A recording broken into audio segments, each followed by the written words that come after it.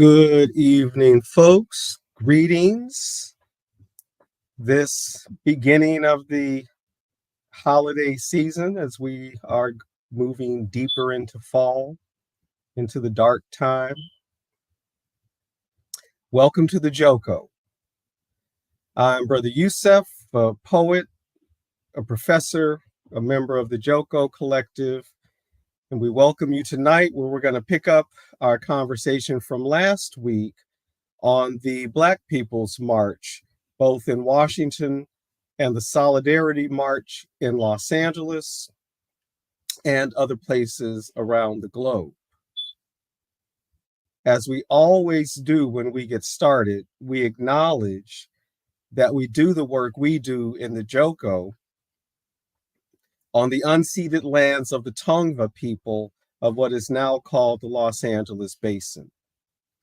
And we do so not to be performative, but to practice some political education, because it's important for people to always keep in mind that the United States is a settler colonial society.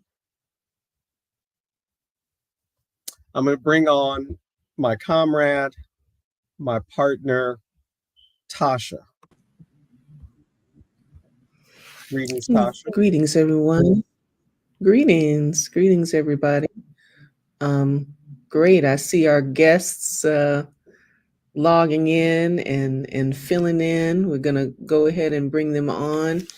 And folks can start introducing ourselves, and we're ready for this conversation tonight, gearing up toward the weekend in solidarity, the weekend action, gearing up to show up and show out, as some friends of mine from another active space like to say.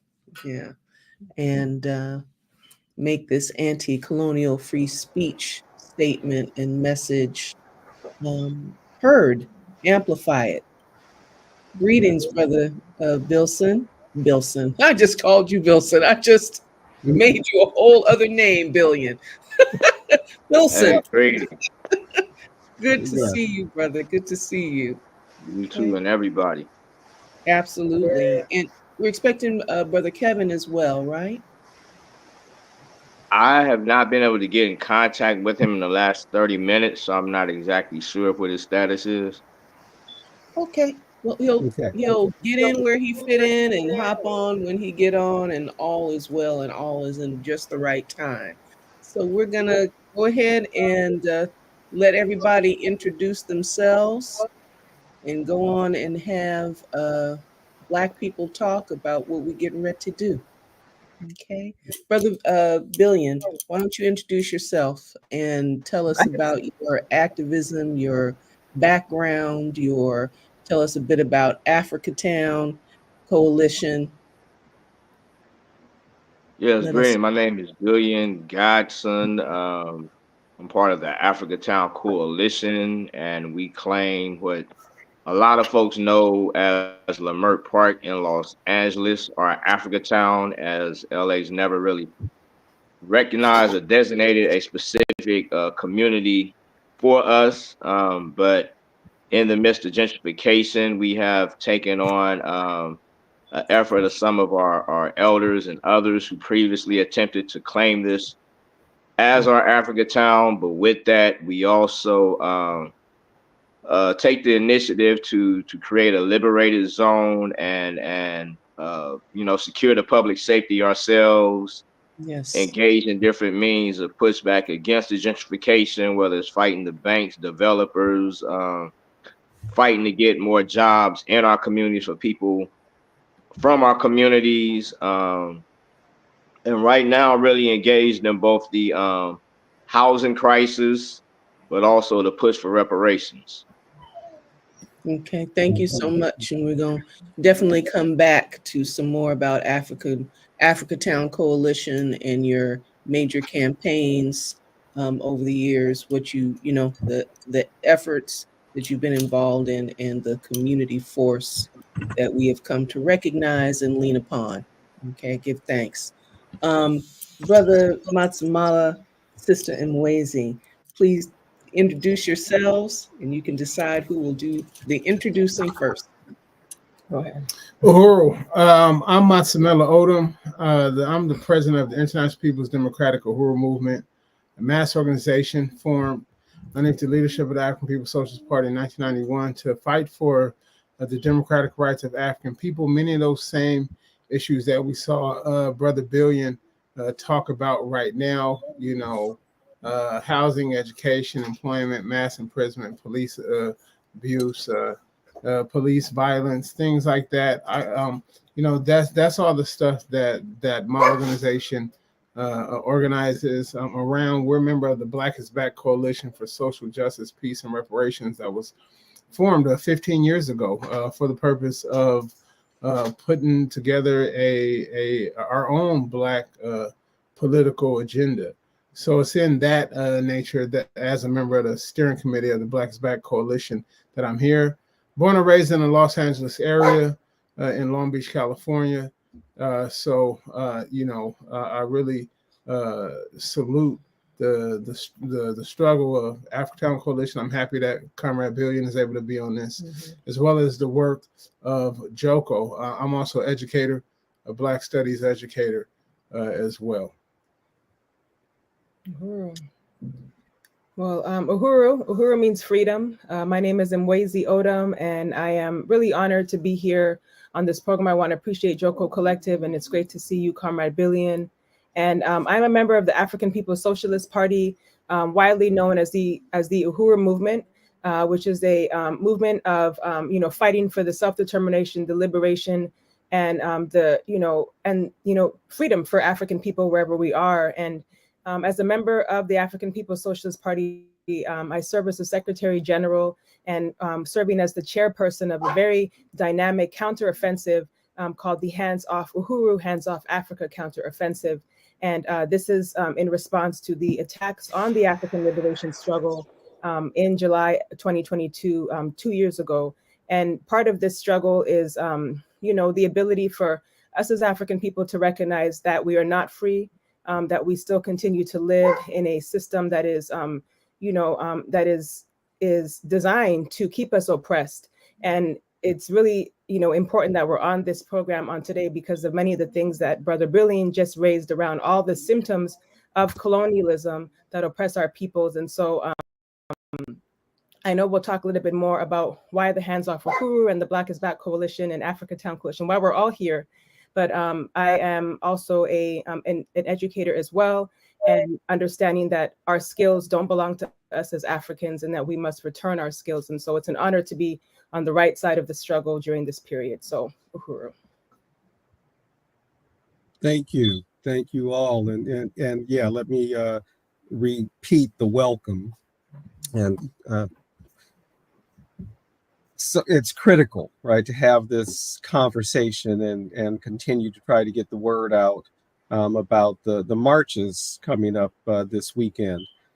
But before we get to that specifically, want to talk a little bit more about Africatown in particular, Brother Billion. When was the Africatown Coalition founded, and what has been or what have been some of your main campaigns?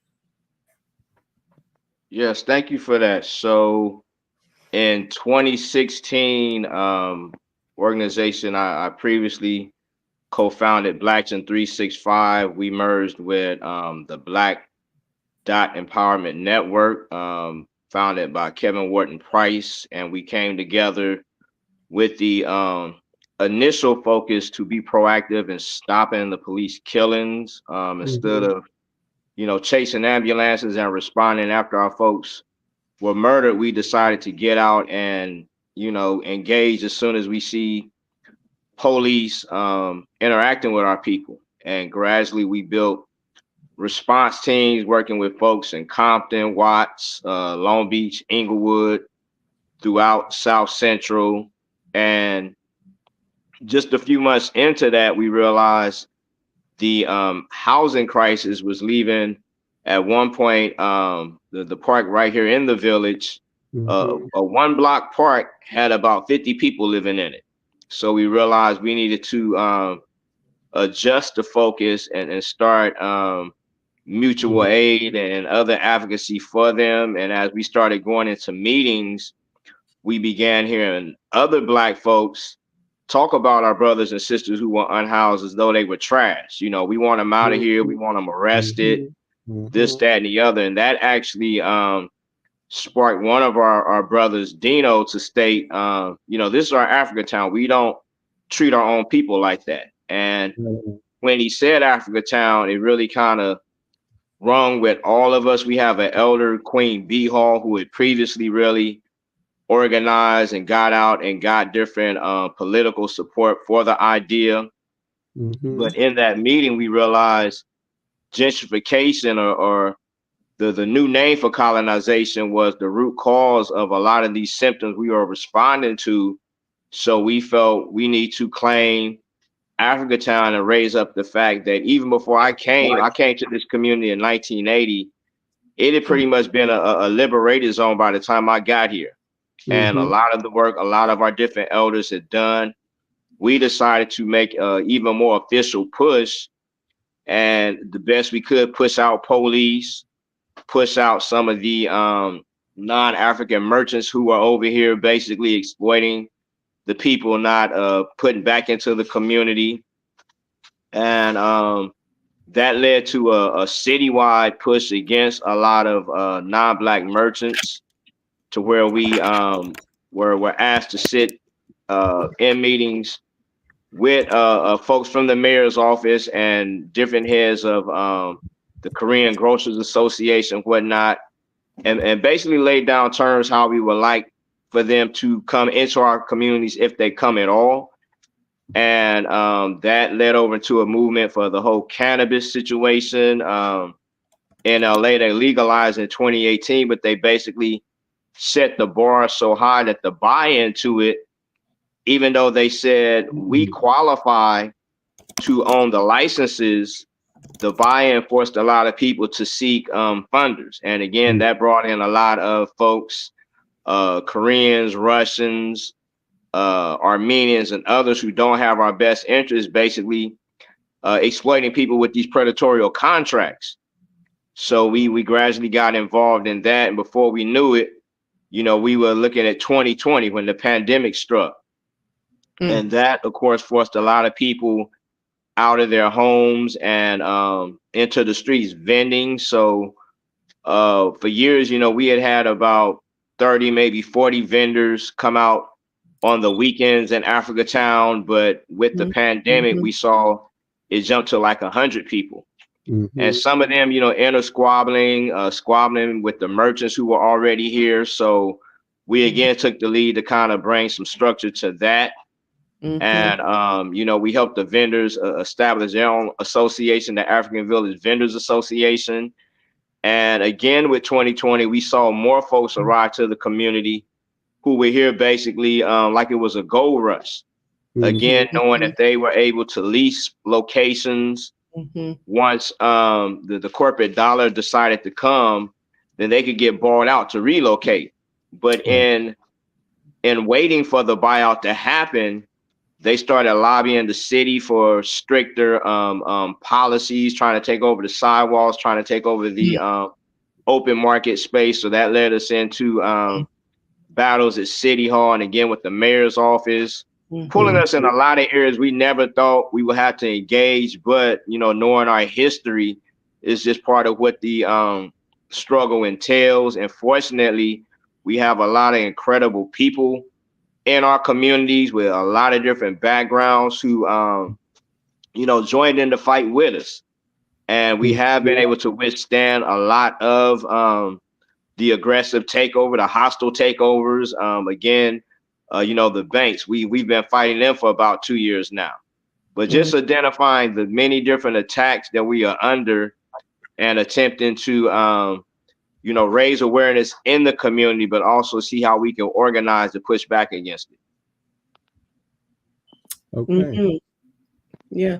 And Africa Town is going to be speaking Saturday. Yes, you all are going to present. You all are one of the folks who are one of the presenters who will be on the mic and bringing the rally to focus. Yes. Yes, most definitely. We're excited for that. We know there's a lot of repression that is happening right now in with the Uhuru 3. Mhm. They are fighting that. We have Dr. Gerald Horn, who was just snatched off KPFK for about a month now because of what he's doing. We also provide security for BLM LA, and they have been under serious attack for several years, everything from swatting police to a number of different cases and other means. So we again are looking to come out and really introduce some new organizations. Other organizations have been came out last year, but just connect the community more to the many struggles that are happening, and hopefully break them away from this duopoly politics that got a lot of folks entranced right now. But to show folks what we're dealing with under a democratic state, what we're dealing with in a democratic city. It's not just Trump and the Republicans, but the Democrats have been very dangerous to Black communities. I personally became aware from Bill Clinton forward. So yeah, exposing community to the many different struggles, and just sharing, what it is we as the African Town Coalition are doing, and the broader coalition we are making with the Uhuru movement and others to push back against this. Mhm. And so that response to the repression is like the primary reason for your solidarity with the march this particular Yes. year. Yeah. Okay. Right on. Let's see. So maybe we could talk about that then. The Hands Off Uhuru Fight Back Coalition, right? And it's a coalition. It's indicating more than one organization. So what are there any particular principles of unity that for that Fight Back Coalition? And what's the, if you could like characterize some of the member organizations?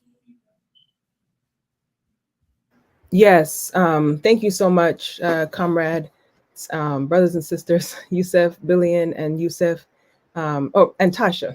I want to appreciate what Billion, was able to share about the history of Africa Town. And I think, what in terms of Africa Town's participation in this march happening in liberated territory, and the understanding that Black people, that the struggle for Black power is a just struggle, and part of what this Hands Off Uhuru Fight Back Coalition has done has reverberated that same sentiment amongst various organizations and individuals across the political spectrum. And so a year following the raids, Chairman Amalia Shatella, who was one of the Uhuru 3, made the call for those who stand in unity with one to drop the charges on the Uhuru 3, but also who understand to defend the democratic right of African people, denouncing those raids, and then all of the other forms of repression that happen within the African community, but also that we see around the world, and linking all of our struggles under one anti-colonial struggle. And so the Fight Back Coalition is characterized as the anti-colonial free speech movement, and building this movement, because as we know, simply just what we say has even come under attack. And so when we say reparations, when we say Black power, when we when we say things like long live Palestine, all of these have become threats to a very shaky system. And so this coalition is an attempt and has been successful in linking all of the struggles that we see globally under the understanding that that this is one struggle, and that what this what the state tries to do is to isolate all these struggles, so that we are like ambulance chasers, and we're fighting, trying to put out fires here and there, and we're not coming as one united front. And so the Hands Off Uhuru Fight Back Coalition, you can learn more by going to the website, even handsoffuhuru.org/coalition, and you'll see our 8 demands. We're taking these demands to the the Black People's March. And the first big mobilization that this coalition had was last year at the Black People's March on the White House, co-sponsored by the Black is Back Coalition for Social Justice, Peace, and Reparations. And part of the principles of unity of the Fight Back Coalition is to, unite again this understanding that this assault on anti-colonial activity and anti-colonial programs is an assault to cripple the power, the struggle for power. And and again, to understand that not everybody in the coalition even sees things the same way, but there's a clear understanding that hands off the Uhuru Three, and that all of these struggles are one. And I do want to say that it's a very powerful moment, because in the 1960s, when the struggle for Black liberation and the whole anti-colonial struggle was happening, it was crushed. And in that process, they then gave us, as the chairman talks about, these other, semblances of power, like the Democratic Party, right? Like these other entities that are supposed to be there to allow us to be able to exercise our will and our, fight for, some semblance of power. And so the Fight Back Coalition is a really important mobilizing entity, of which Joko Collective is a part of as well. Understanding that this struggle for power is not over. And so I guess I can leave it there, but I just want to say that this coalition is going to be there, and we are one of the co-sponsors of this march, this Black People's March, taking place on Saturday, November 2nd. Uhuru. Well, let me ask this question, because this term has come up a couple of times. I used it. Billion has used it. Mwezi. Colonialism. Can one of you just briefly explain, right, what characterizes this relationship as colonial? What are the features of that? Right. Uhuru, I appreciate that, because that really is the sort of political like what the raison d'etre, the almost the reason to exist, is that, hopefully that's the correct word. But the central to the Uhuru movement is reviving the colonial question, understanding that African people, even within the borders of the United States, suffer colonialism. It's not just sort of an international thing that happens elsewhere, but it happens here. So colonialism, in short, is the wholesale domination of a group of people from a foreign and alien force to our communities. We heard Billion clearly laying out a colonial relationship that exists for the purpose and for the profit of that other community. Now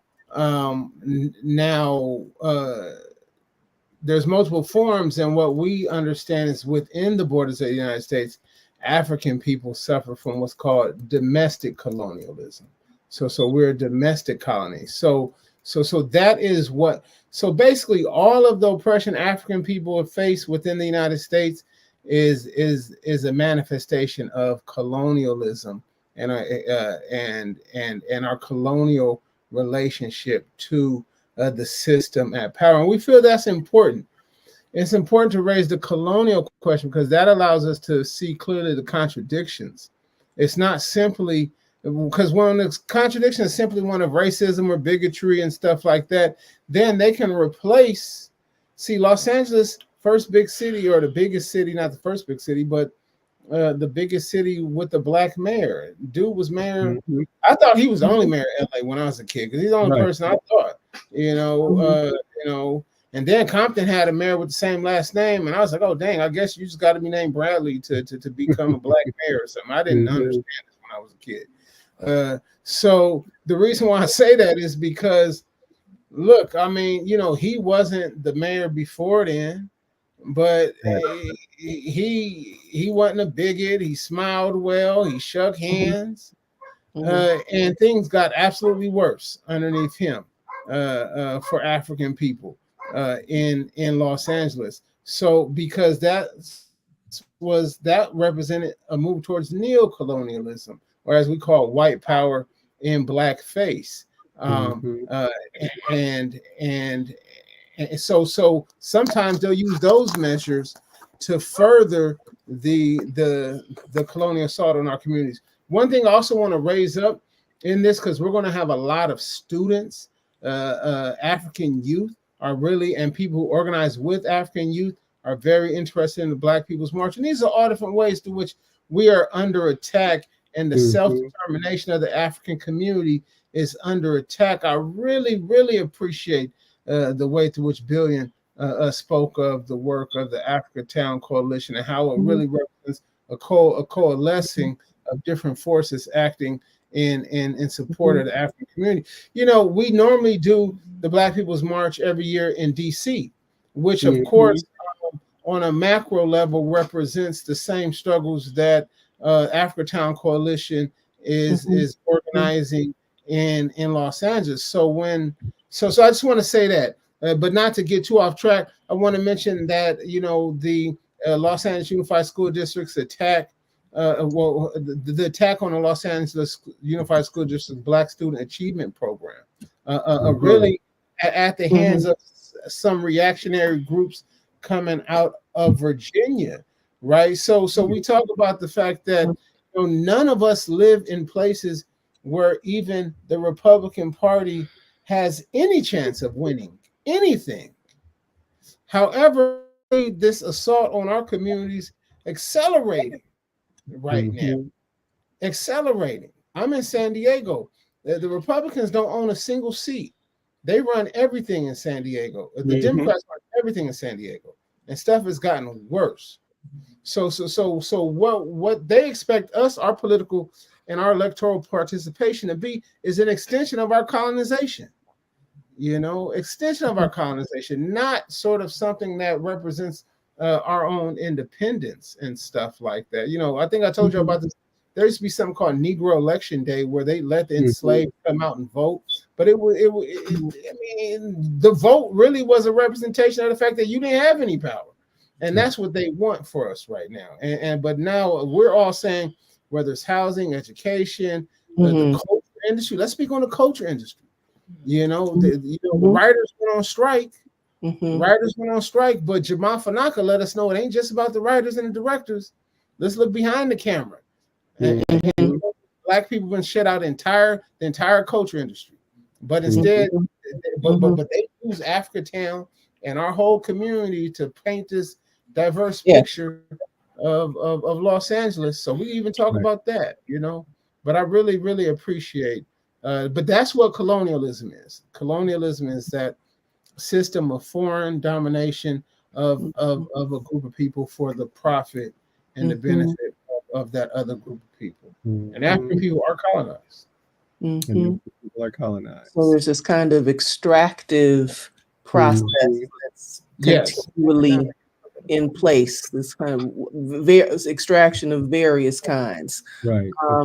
Something that we like to talk about a lot on Joko is Brother Jared Ball's concept of the myth of Black buying power, right? And so we have these in the ways that we have been, the way the concept has been so popularized, even like, you know, in our quote unquote conscious circles, you know, this notion that we can buy our way, you know, out of, you know, that by somehow channeling consumerism, somehow focusing consumerism is this kind of answer to the question of power. But these kinds of the ways that are, which is ultimately, you know, the idea that having some other extractor, a Black extractor, right, is going to solve our social ills, which is what it absolutely gets down to: housing, education, medical access, care, food, all of these things that space, right? The space to develop in your own image in terms of what Africatown has responded to, right? And let me just to be sure, Billion, I just want to make sure that there weren't any Russian people that talked to you about what the community needed before y'all started building.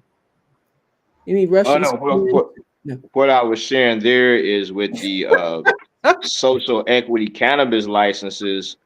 One of the things they said was because of the war on drugs, we primarily qualified Black and brown people, but one of the qualifiers to get the license was that they broke it down into zip codes.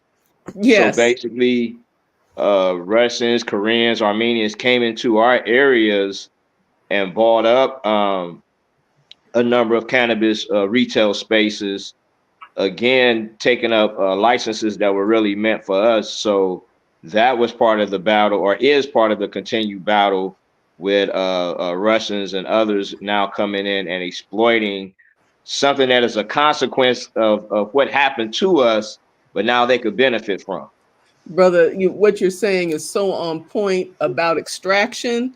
But I was making a joke there because Okay, okay. Africatown Coalition is built, expanded in response. And I was saying there was no one in there. There were no outside agitators coming in to Right. tell you what needed to be done and how to go about doing it. Right. Right, So right. just making Right. sure, because I think this is like one of the key issues, one of the key ideas, tropes that right lives with us as we build and expand for ourselves and in these ingenious ways that are invariably copied by other communities without due recognition and due acknowledgement, but that's okay.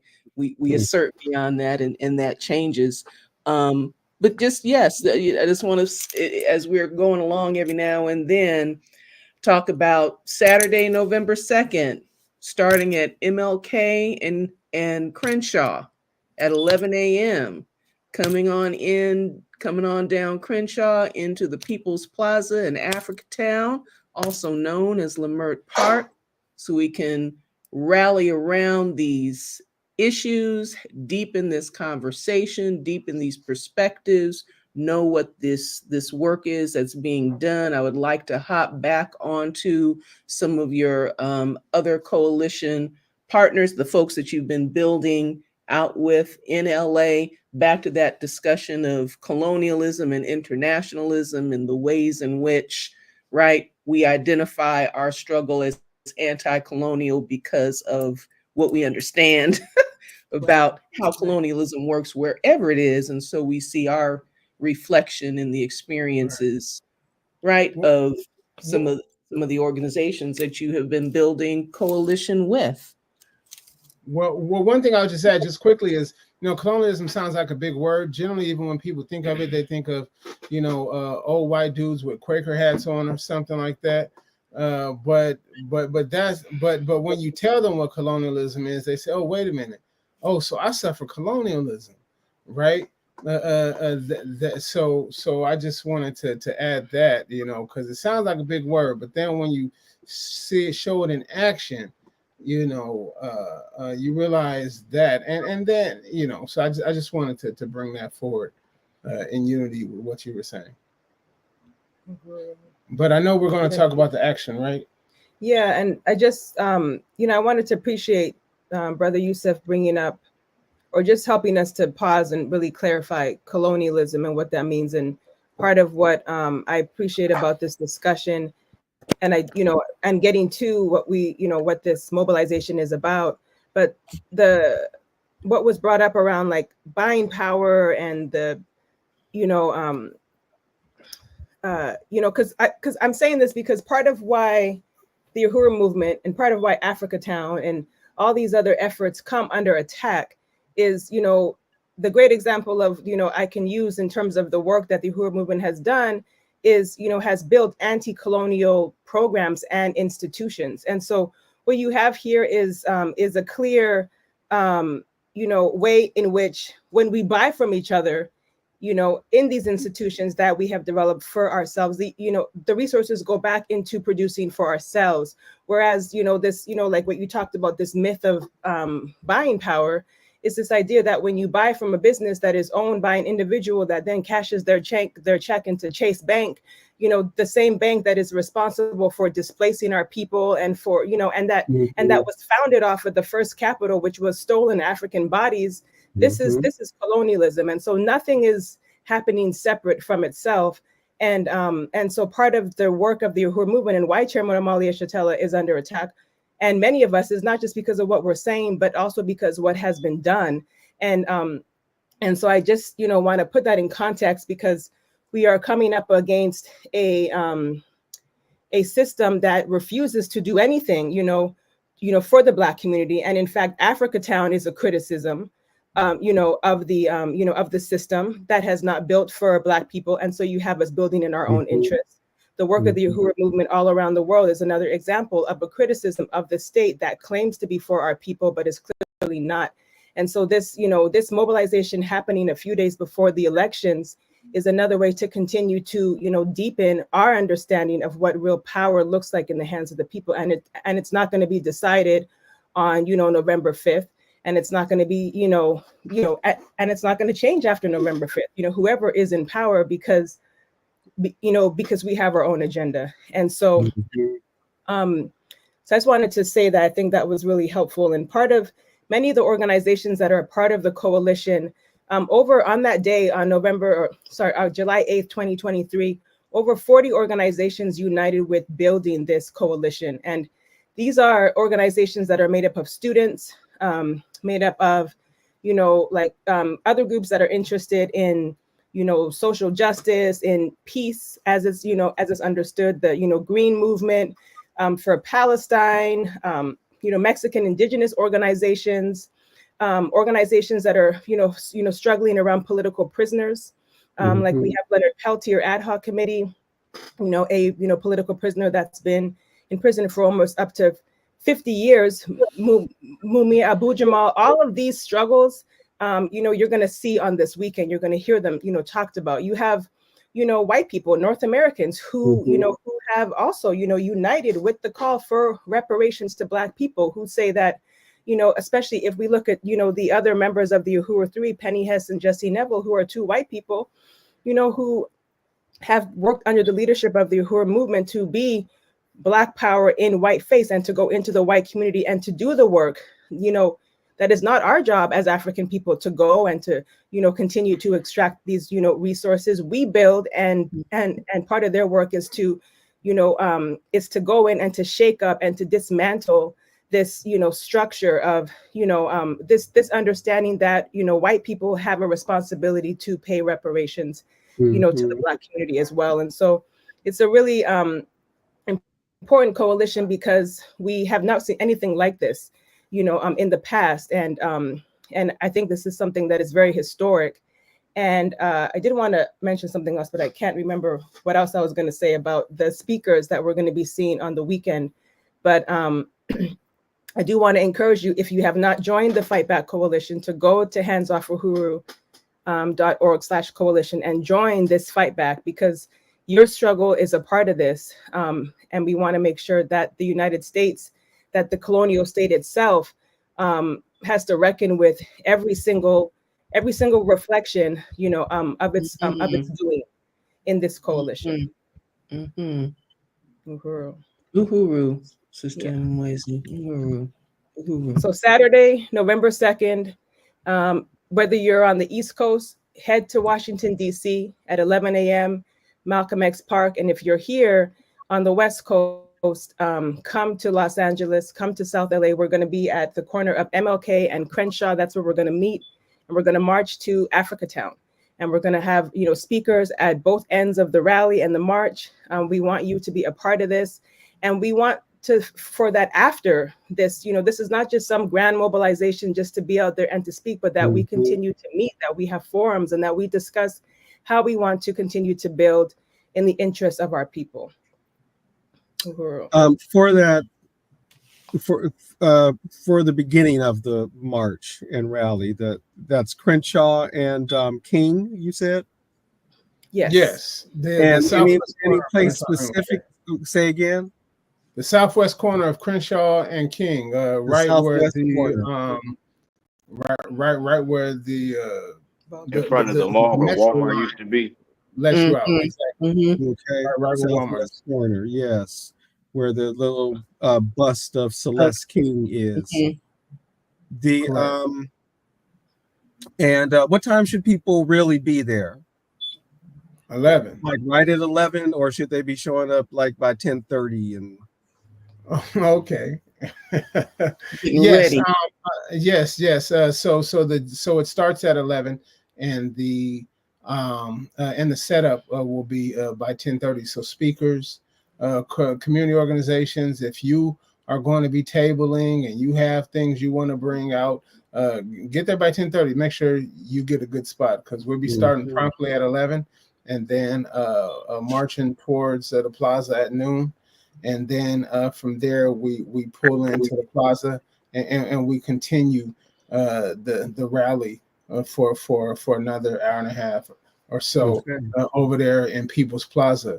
In doing that, I mean, then I want to pass it to Billion. Just really want to salute the work that Africatown Coalition talked about in bringing leadership and uniting the merchants. Yes. Right, because that's one of the things, a study was done on Black independently owned businesses, and Black independent, like 89 to 90% of Black independently owned businesses have one or less employees. So you're talking basically one person and then maybe one other person working for them, and they make on average around $50,000 a year. Which is pales in comparison to white independent owned businesses. So like you said, Jared Ball and things like that, we're not going to be able to individually buy ourselves out of this, or multi-level marketing company our way out of this, or something like that. But that does represent that no matter where we are, Africans are struggling and fighting against these colonial conditions and looking for unity and organization. So we see those African merchants out there regularly every single weekend, and we see the support coming from those organizations every single weekend. I just really want to lift up those. Those merchants, those African merchants who occupy the plaza. We talking about food, clothing, Yes. cultural items. Just so many important things, and to understand that they for another year have welcomed us into their space is absolutely important. We say don't just buy black power, By Black and, and that's what we see taking place in Africatown, is the building of black power, because we know that people aren't just building for themselves.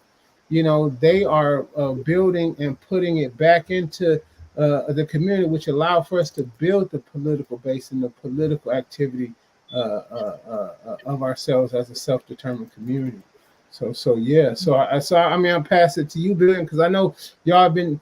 This is going to be a different march than last year, and that's because of the deeper relationship we have built with the Africatown Coalition, Black Men Build, Project 43, and so many other organizations. We heard Black Lives Matter Los Angeles, and so many other organizations doing work right there. We really salute. I want to pass it to you. Yeah. Also this year we're looking to raise up.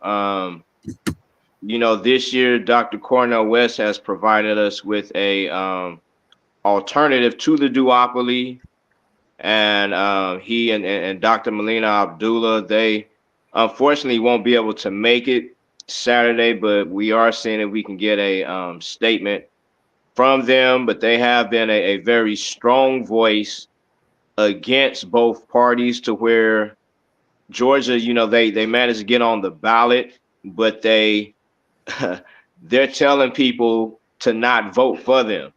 They're actually putting up signs at the polling places that if you vote for Dr. Cornel West and Dr. Molina, your vote won't be counted.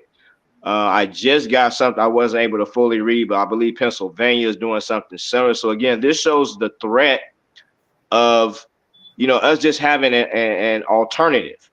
And this is primarily Right. the pushback is coming from the Democratic Party. The Mhm. report we got a few days ago said 2 weeks prior, they spent almost $20 million to push back against Dr. Cornel West and Dr. Molina. And that's not counting what they're doing against the Green Party. So Right. again, that shows the threat of us waking up and building our own, but also we have the reparations movement is at an all-time high, unlike ever before.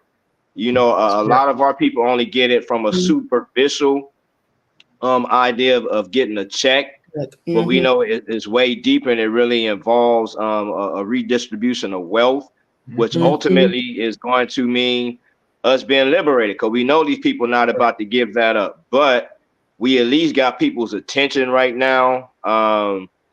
Unfortunately, the California Legislative Black Caucus in August was forced by the governor to pull a very Sambo move, and they blocked reparation bills they had been supporting all year.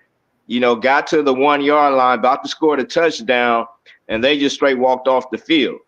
So this is showing our people again in real time.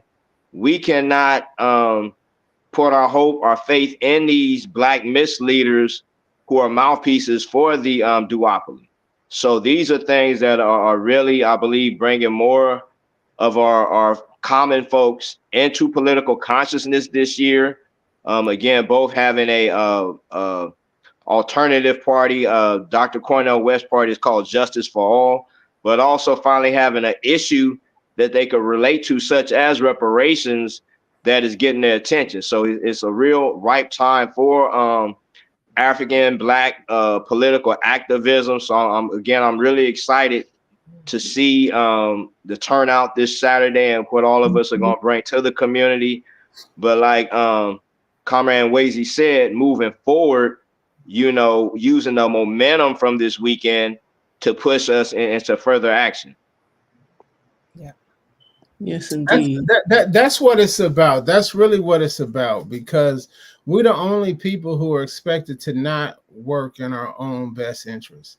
I mean, there's these, and then there's these lazy ways to which they try to make it seem like our interest is everybody. So they'll say, healthcare matters to Black education, but these things aren't done through agendas that we set, right? They'll just do some, or even the way through which they put social welfare programs as if it's reparations. And the thing is, look, those things should be for everybody. That's not even the question. But don't spit on us and tell us that it's raining. You know what I'm saying? Right. We not fools. We talking about a redistribution of wealth, the sort of self-determination, the ability to completely do for ourselves. Look, if we stand up and do for ourselves and your system fall apart, then that explains the colonial relationship of this system being built on our backs. So we talking about the Chairman Omar Shatella in 2000 has an excellent article I think people should go and get. You can get it in a book called Omar Shatella Speaks. We define that as actually the book that the United States government don't want you to read. And he's got an article in there called Black Vote Stolen, and it was in response to the 2000 election. And in that, he goes back to the 1876 election when the Republicans and the Democrats came together to both sell out the African community. And we see that. I mean, hear about what's taking place in Georgia. The way through which they want to abandon a political agenda.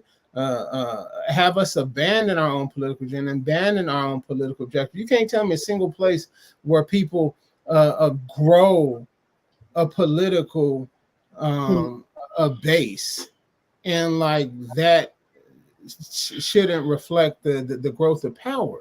Malcolm said this 60 years ago. 60 years ago, that is Africans that are the true swing vote. You know, you got other populations, and I won't even go there per se. You got other populations that don't represent 2% of the whole United States, and they dominate the vast majority of the political interests of the United States, of the Democratic Party, and actually both parties, with billions of dollars going in their interests overseas. But you're talking about the largest, one of the largest non-white groups, if you include the Dominicans, who don't want to be Africans, some of them. But if you include the Dominicans, you include the Puerto Ricans, and we talking about Africans are still essentially the largest group, the most loyal voting base. I'm not talking about for the Republicans, but Africans take political participation serious. Yes, exactly. We take it serious, but the thing is, we gotta attach an agenda to that, to do for self. Do for self. Black power mean do for self. It means self. It means community control, and that is what we have to be demanding. You know, it just don't mean, you know, had a nice white people, you know, or something like that. Right. I've been Yeah, go ahead. Go ahead. musing. Okay, yeah, on a couple of things as you're talking, Matsemela, and just this talking about conversation about building power, and you know how we do that out of how we've been able to do that as, you know, Black people, out of our own substance and our own, you know, meeting our own needs and defining our own agenda, growing movements organically. We think about the vendors in Africa Town, and Right. this is going to a conversation or asking you all about the different aspects of the program that's happening on Saturday, the varied access, the culture, the this, the that, and the other, because that vendors community that there actually grew out of a drum circle, right? Billion Yeah. goes back with me and Lamert. You can talk about that, right? Actually grew out of a drum circle, right? That, you know, met weekly, and that a brother just started, and everybody just came, and the energy coalesced around the circle. People began to come out and sell their wares, and you know, bring out their rummage blankets and various things, right? So and then pretty soon, and Billion, you might even talk a little bit more about that, because the, you know, the vending, it became a happening, right? The Lamert Park weekend became a nationally known kind of Black cultural event, right? Um, and there was harassment, you know, from the police, and are you licensed, and are you this, and can you do this, and can you do that? And I think at that time, some of I don't know if Africa Town was a coalition at the time, but I know, Billion, you were involved in some of the pushback against that intrusion to what we were building. And so, yeah, now we have this blossoming and this structure of, you know, and it's this a place still that, you know, all different communities are coming to on the weekend, but again, it's another wellspring of grassroots expression, cultural, economic, etc., being protected, even under this shell of gentrification that's trying to happen in Lamert Park now, you know, under this kind of this bourgeois arts uh, layer that they're trying to lay over that original, you know, organic layer. But yeah, you know, that it emanated from a drum circle. So what are some of the kinds of different things, a variety of things that folks are going to be coming in and tapping into on Saturday? Yeah, You so as you know, Yeah, okay. there's going to be speakers.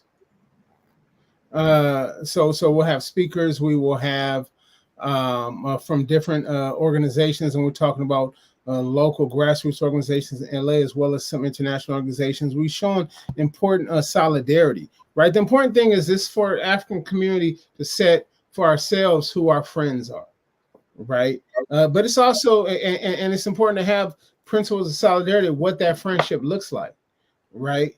And that means even we hold our friends accountable, right? But there's going to be Chicano solidarity, Filipino solidarity with the African struggle. We heard about indigenous, but also culture, poets, live music, a DJ. And actually, the DJ said if there's any musical requests that y'all have, put them down. So he knows he's building that playlist.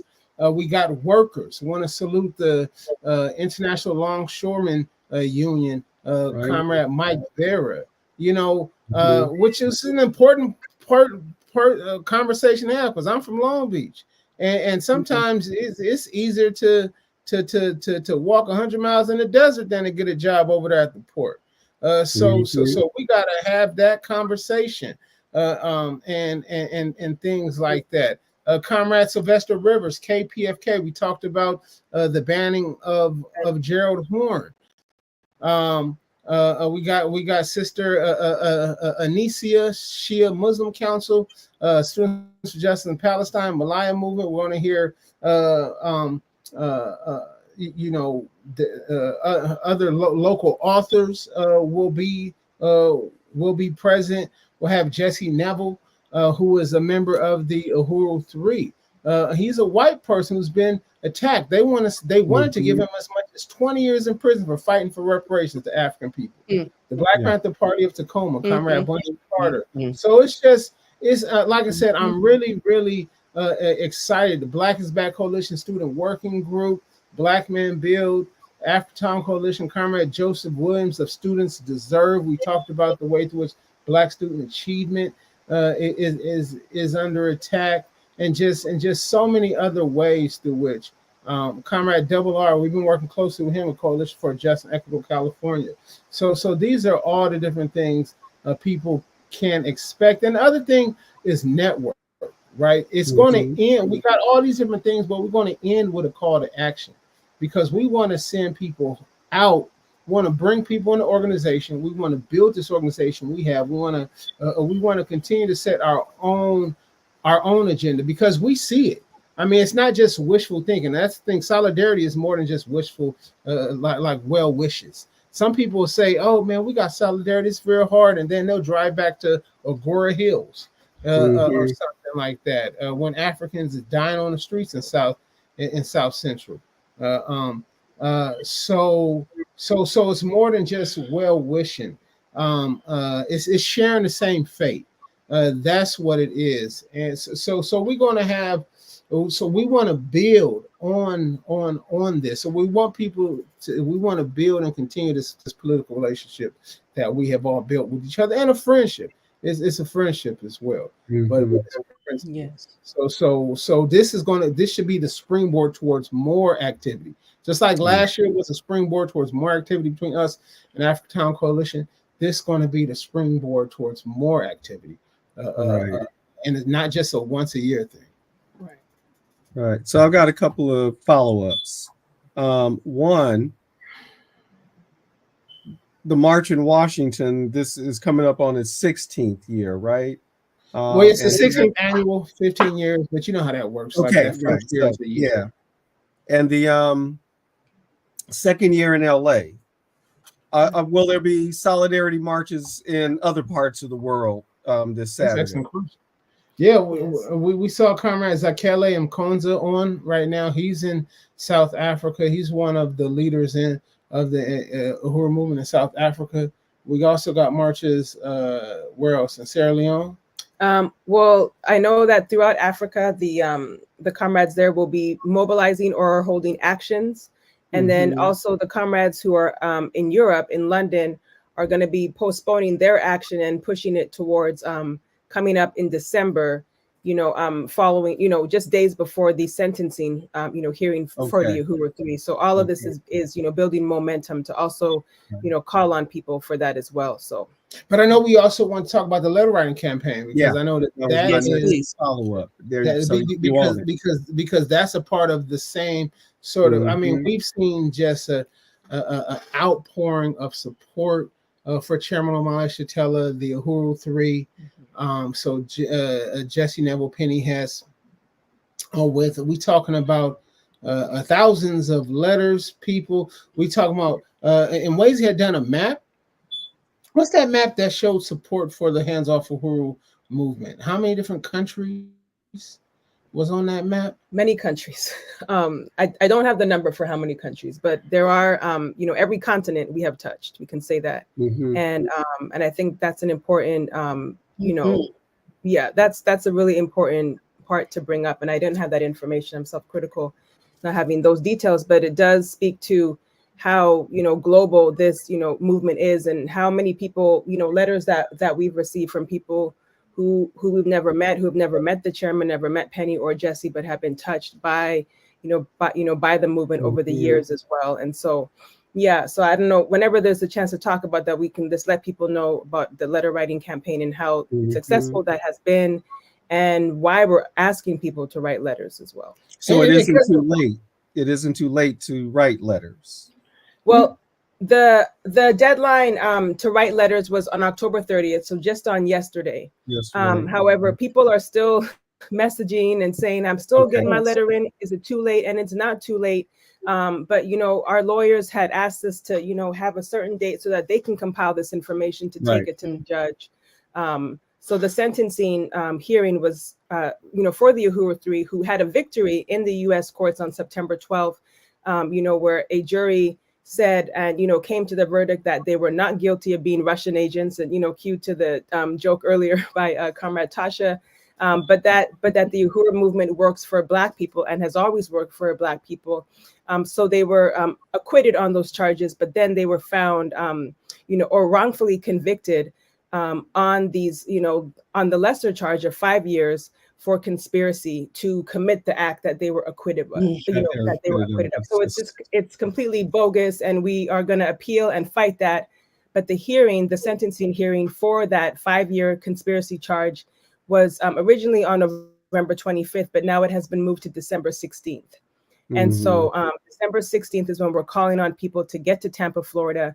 We're asking people, we asked to write your letters, because we're going to have the judge be overwhelmed with the amount of support. And so we called on people to help us get 1,500 letters for the Uhuru Three, 500 for the chairman, 500 for Penny, 500 for Jesse. And I think we are just, we have exceeded that amount for the chairman, and we are about 27 letters away for Penny, and just a few more of that for Jesse. So it's very doable. Yeah, so if you're listening to this and you have not wrote your letter, go to handsoffuhuru.org/letters. And there are some samples there of very short, brief letters. If you've never met the Uhuru Three, but you've seen their work, this is a time to make a stand and to, submit your letter as soon as you can. So we are past 8 o'clock. We will get to the end of our conversation soon, but I do want to ask, because I'm thinking about, and really this is kind of for all three of you, but I wanted to start with you, Billion.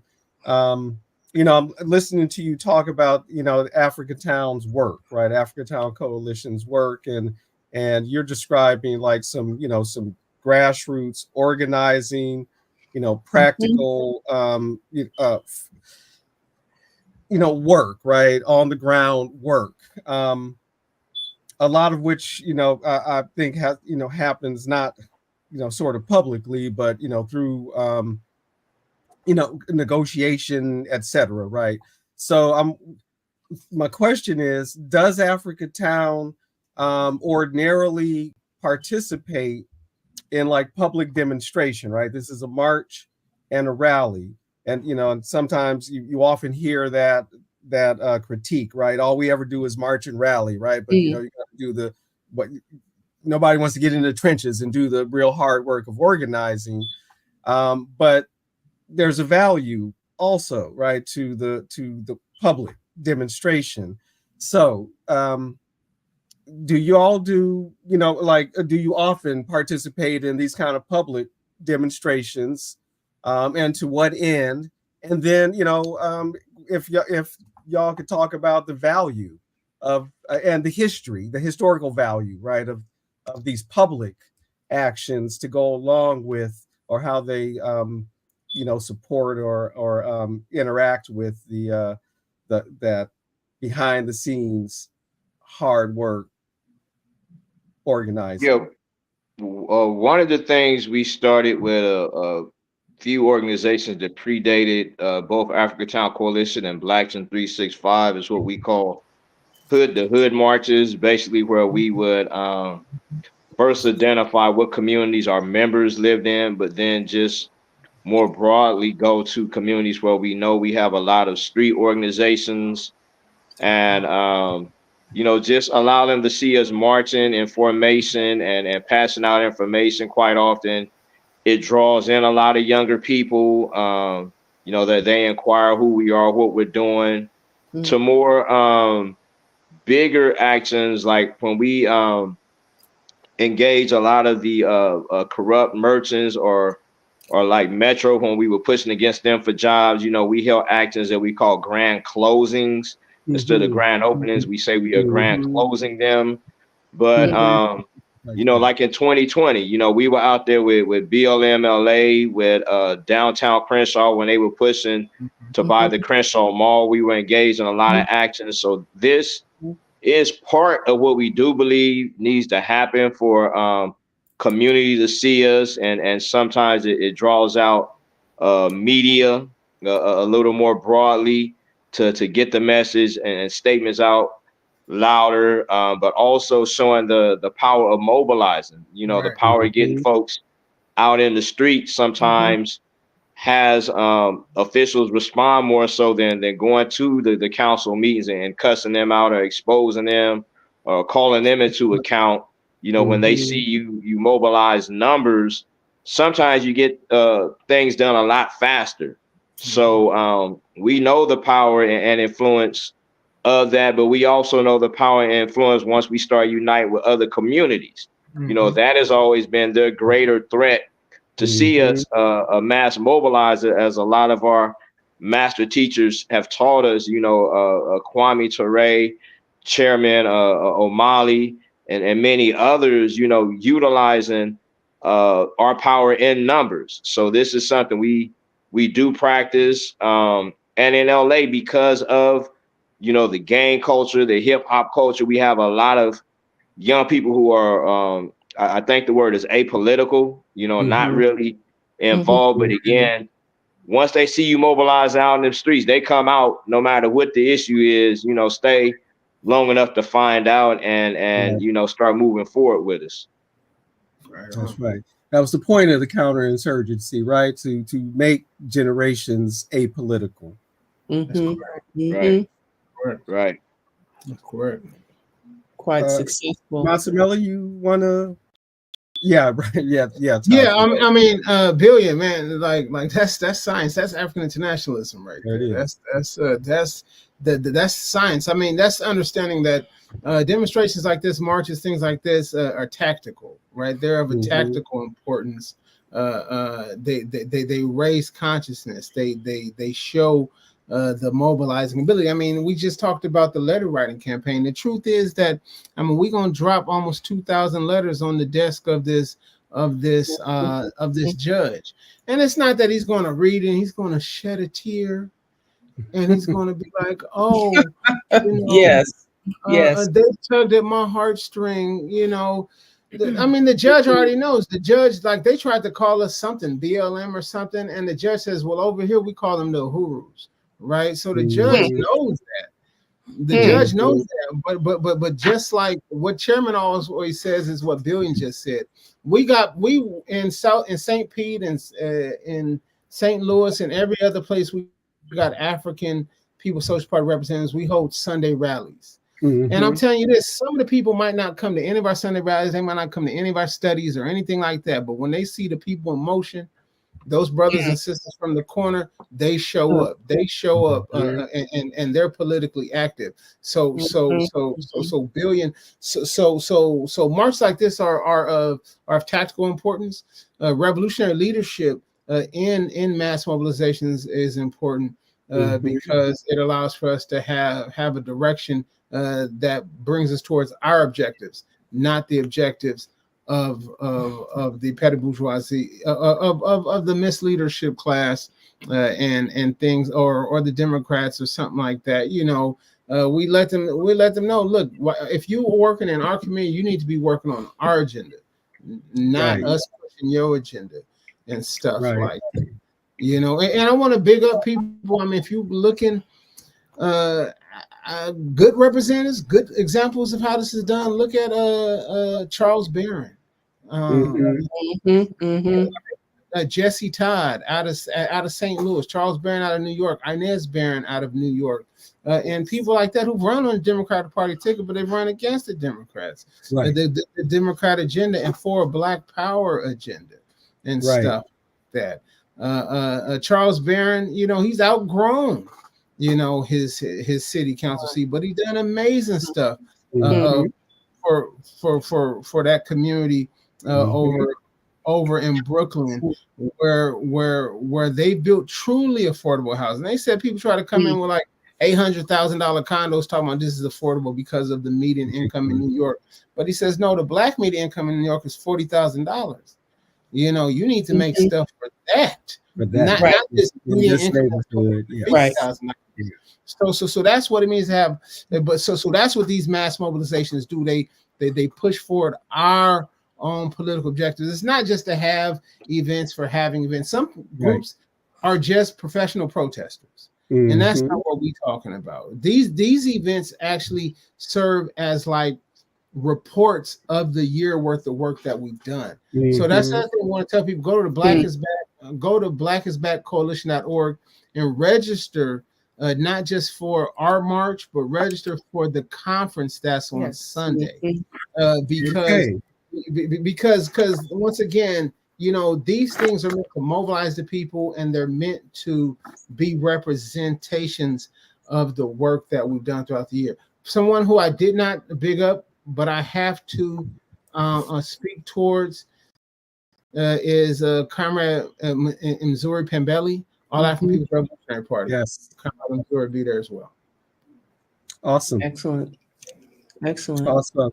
Comrade Mwezi, you have any thoughts on the function, the value of public demonstration as part of an organizing practice, a revolutionary practice?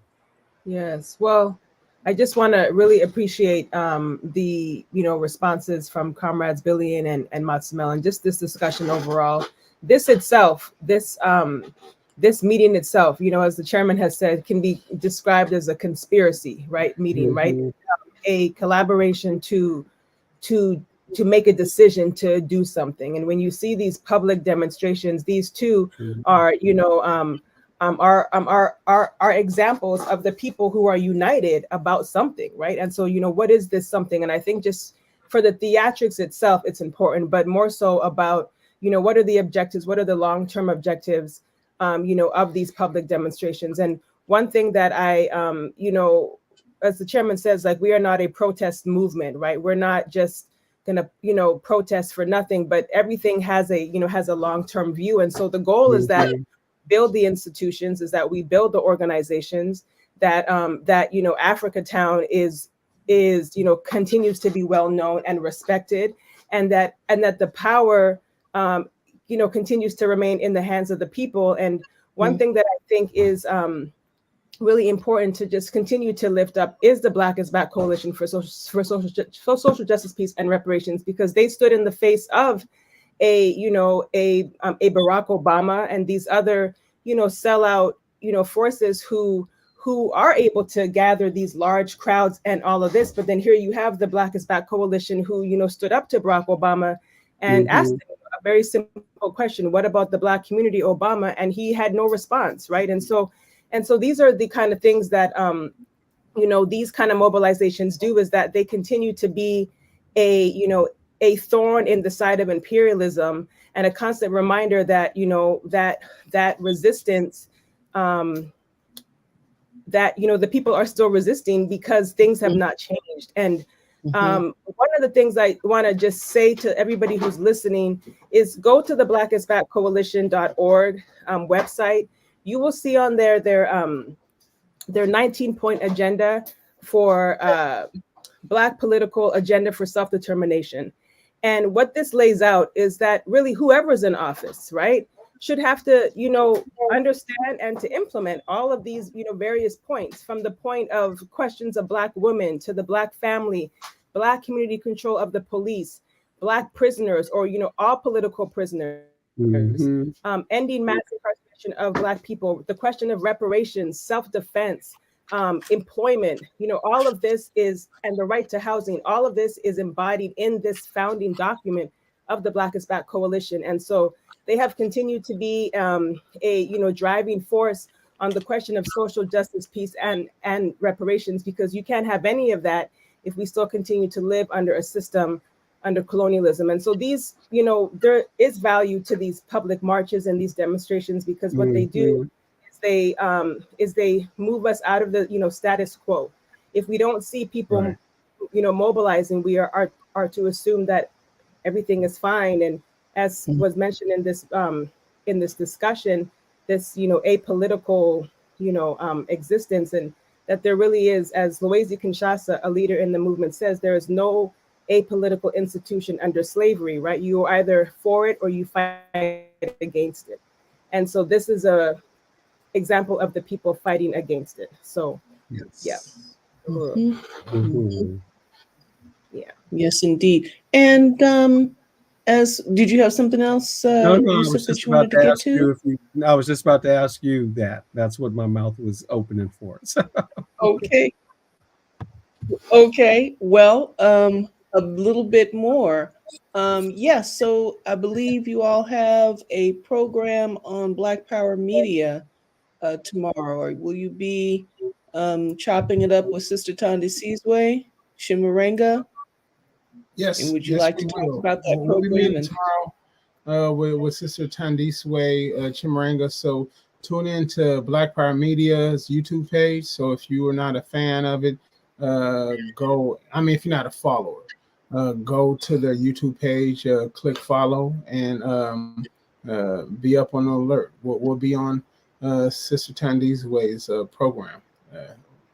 What YouTube channel was that? Black Power Media YouTube channel on Rootwork. Black Liberation Media now. Oh, she's on Black Liberation. I thought she said, sorry. Yeah, Black Liberation. You're right. There was a changeover, right? And so there is still a Black Power Media, but now there's also a Black Liberation Media, and she's on that platform. Rootwork. Yes. Okay, right on. Yeah. And really, you should visit both YouTube channels, right? Because they're both revolutionary content focused on African self-determination and global African self-determination, right? And internationalism, even if folks aren't using the particular phrase African internationalism, they're still talking about Africans and internationally, and really defeating imperialism, colonialism, which of course means the end of these capitalist relations, because you can't have the one without the other. Yeah, that's correct. Whether people want to admit it or not, right? Because of the religion of capitalism in the United States, that goes against, that's heretical, but let's embrace that heresy. Right, and Africans are the first capital. That's the thing. Africans are the first capital. We're the startup capital that created this whole criminal enterprise. That's right. That's colonial capitalism. Stolen bodies and stolen land. Right. That's correct. That's the other part of that primitive accumulation as and no matter where we are, it's important, to understand. We got comrades, like I said, watching right now from South Africa. I got a comrade named Zakele who's watching now from South Africa, and I want to say salute him. And I remember coming, and because I follow a lot of South African music, but the old stuff.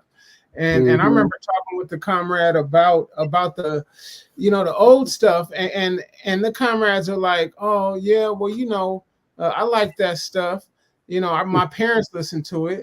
But then I get to talking about the stuff they listen to, and it says, oh, but we like Mozzie, we like Sibo, we like all the other stuff, and the stuff. I said, oh, I listen to that stuff, and I asked him, you know, why this is much more, you know, recent from the and he says, well, because when they started listening to that stuff, then they start to understand that the contradictions that they were facing in the townships Absolutely.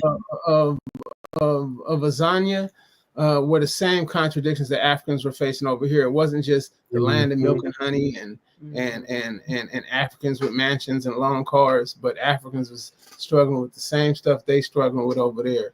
And that is like I said, that's the importance of these actions and these activities and true internationals, but us deciding for ourselves who our friends are and what our political agenda is. Yeah. That's right. You know? And this What was that album by Gil Scott Heron? What was it? South Africa to South Carolina, something like that. Yeah, so exactly. South Carolina, South Africa. He also had Have You Heard from Johannesburg? That was on the same. Him and Brian Jackson and the Midnight Band. Right. Yeah. Brian Jackson. Yeah, I got all that behind me. Don't get me started, but I got all that behind me right. But if you want to hear some of that, send me the list and I'll make sure the DJ plays it. Get it to the DJ. This Saturday, November 2nd, starting at 11 a.m. at Martin Luther King and Crenshaw, marching down Crenshaw to People's Plaza in Africatown, aka Lamert Park, to do more of the same. Let's rally, come and churn these energies, touch the magnet, and look forward to building. The other thing that happens really when we demonstrate in this way, because folks are used to seeing the King Day Parade, they're used to seeing even the Marcus Garvey Parade, which Marcus Garvey Day Parade, the Kwanzaa Parade, which have been revolutionary in their own, in their own modality. But people get to touch revolutionaries again. This is about rehabilitating that counter-insurged upon, if I can make up that verb, that counter-insurged upon and discredited image of the activist, of the African revolutionary, of the activist. So they get to see us and know us again and say, oh yeah, you are my cousin so-and-so. Oh yeah, you are, and breaking down those walls. So, we're not just in our little bubbles having these conversations, right? Right. Folks correct. They want to discredit us. They want to isolate us. So when we see the people, there's two things that a revolutionary movement have. The two strengths they have is ideology and the people. So you got an ideology and the people. That's the two strongest strengths. People want to talk about all the other stuff. All the other stuff is tactical, weapons. All that stuff is tactical. You know what I mean? We talking about the people, and you talking about a unifying ideology. And you got people who want to talk about Garvey now, but the chairman says people use the red, black, and green against the red, black, and green if they could. You know what I mean? So the thing is, we all represent the legacy of Garvey. The legacy of Garvey ain't dead. You know what I mean? You got people who want to represent Dr. King, but when Dr. King was alive, they slandered him the same way and got him taken out. Most hated man in America at the time. Right. But it's important for us to hold those people up so that people can live like those people. Live like Chairman Lamont Taylor, live like Kwame Ture, Kwame Nkrumah, all these. But and Chairman's still here, so we gotta defend Chairman. Yes. And understand that like I said, we talking 110 years since the creation of the Universal Negro Improvement Association. That project for African liberation, African redemption, it's not over, and it's not simply just an international project or something that happens. It's happening in South LA, in Africatown. That's right. Yes. So come to the Black People's March. Yeah, go ahead, Mwezi. Yeah, I was going to say, just come to the Black People's March. Register for the conference that was referenced earlier on Sunday, the following day, 11 a.m. Eastern, 8 a.m. out here on the West Coast. You can do all that by going to blackisbackcoalition.org. If you click on the DC mobilization, you'll also find the registration for that webinar. I mean, for the conference, which is going to be really important conference. You'll get to meet the other really dynamic Black is Back Coalition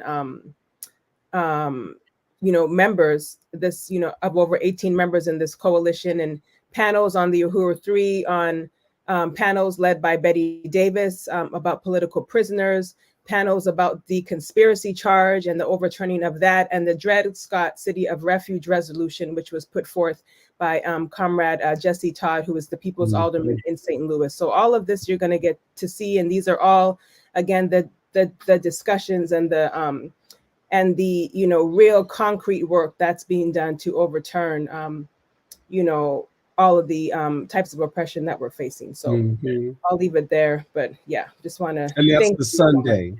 That's Sunday, November 3rd. Correct. Awesome. So that's a full weekend. Yes.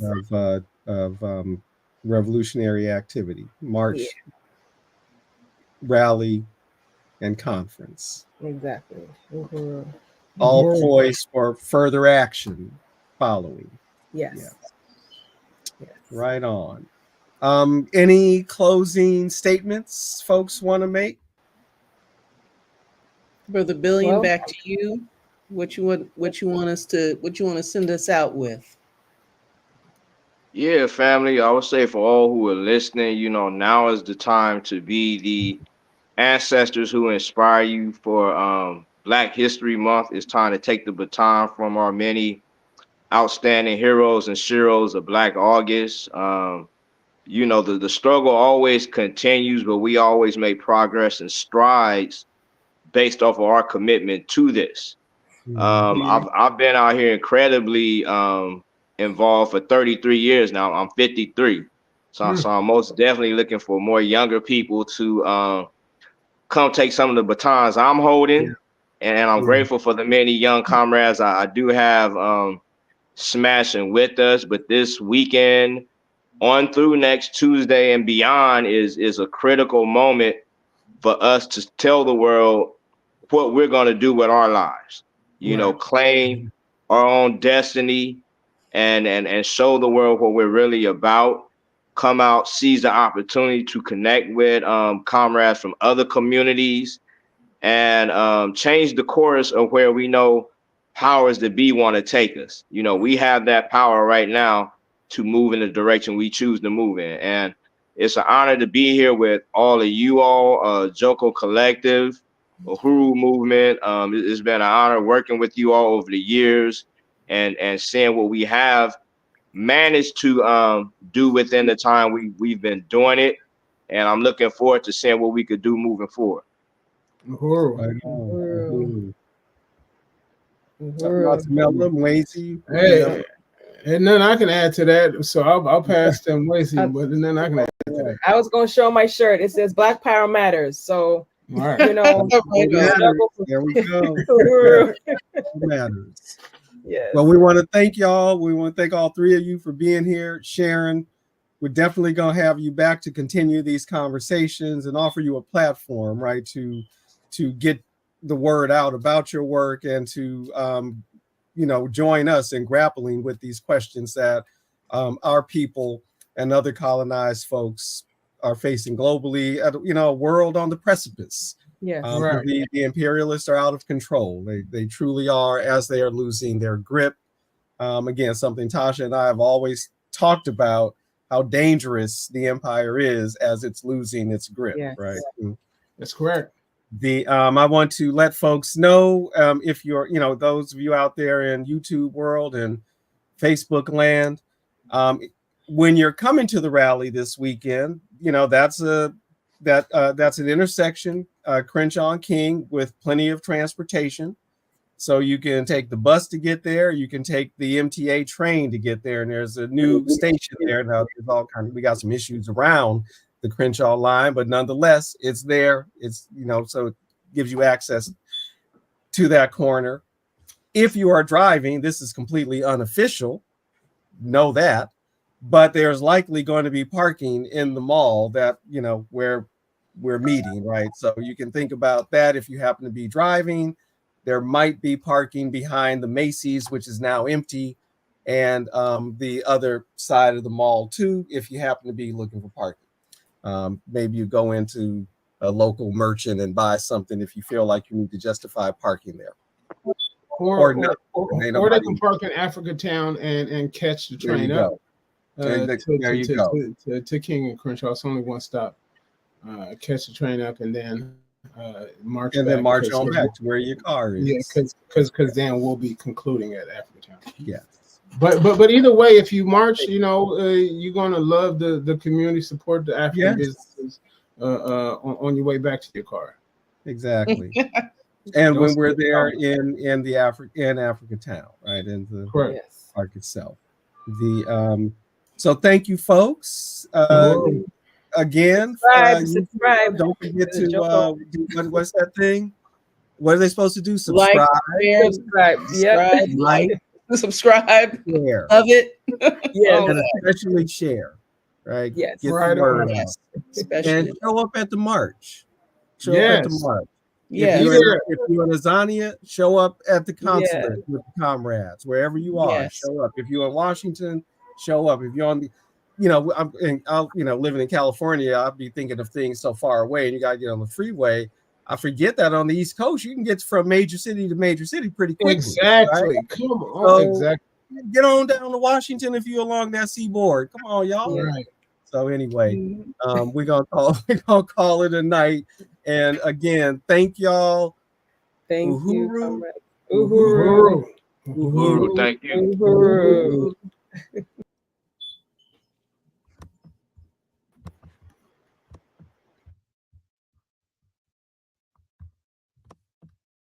And that just leaves me. So, folks, yes, we're gonna call it a night. Thank you for joining the Joko again. As I said, please share. Please get this word out. Please share, subscribe, like, and share, because that helps our algorithm, which helps get the word out. But even more to the point, share this information because people need to know. Black is back, though in truth, it never went anywhere. It was held back, and now we're moving forward. All the way to freedom, y'all.